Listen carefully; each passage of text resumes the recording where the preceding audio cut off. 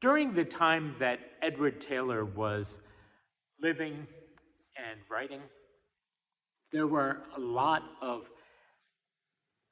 very influential English poets, people who would be influential on later writers, but who were also influential on their contemporaries. One of the biggest of those, of course, would have been John Milton, who wrote Paradise Lost, Paradise Regained, Samson and Gonestes, all these wonderful things. Uh, and if you read Paradise Lost, you'll see that at the very beginning, he speaks there about time before time, about things that were going on before the creation of the world.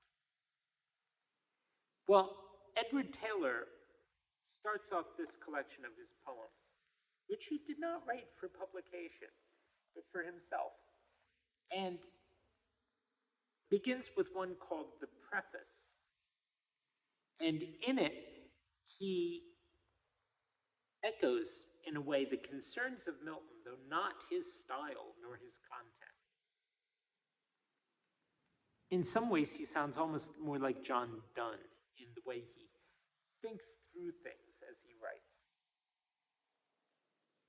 But the concerns that he has there are very much similar to those that were on John Milton's mind. When he puts it in here, though, as the preface at the start, it's also a bit of a pun because it's about a preface to creation, a preface to the world's existence. And here it is. Oh, before I start, there is a word in here, switchin. Nobody knows what it means. No one has ever found it used anywhere else.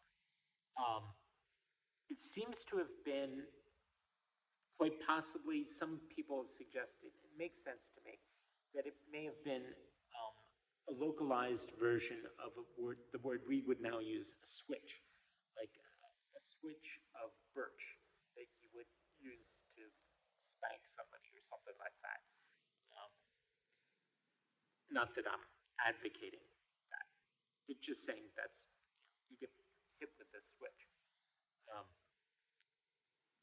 so when you hear that word, don't sweat it if you don't know it.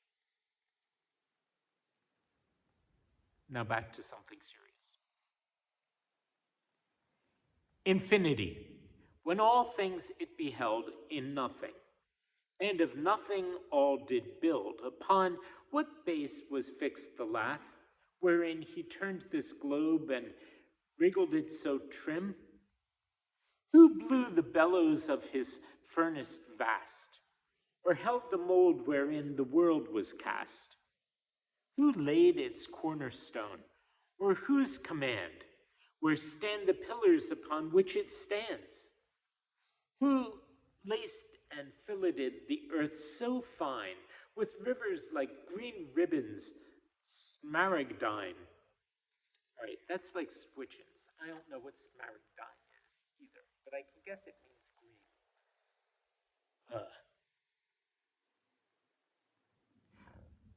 Who made the seas its selvage, and it locks like a quilt ball within a silver box? Who spread its canopy, or curtains spun? Who in this bowling alley bowled the sun? Who made it always when it rises set, to go at once both down and up to get? Who the curtain rods made for this tapestry? Who hung the twinkling lanterns in the sky? Who did this, or who is he? Why, no, it's only might almighty this did do. His hand hath made this noble work, which stands his glorious handiwork, not made by hands. Who spake all things from nothing, and with ease can speak all things to nothing, if he please? Whose little finger at his pleasure can our mere 10,000 worlds with half a span? Whose might almighty can by half a look's root up the rocks and rock the hills by the roots, can take this mighty world up in his hand and shake it like a scritcheon or a wand?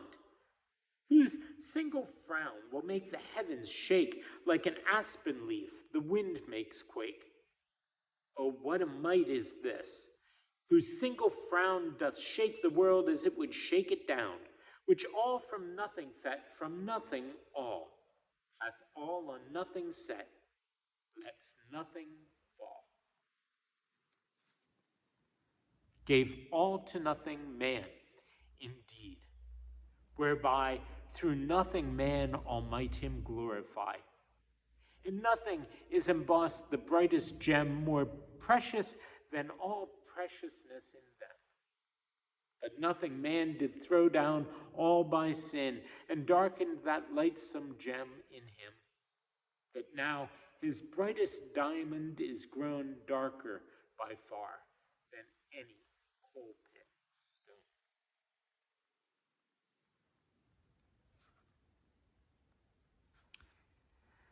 Wow.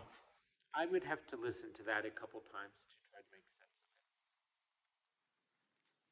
it, even though it rhymes. See you tomorrow.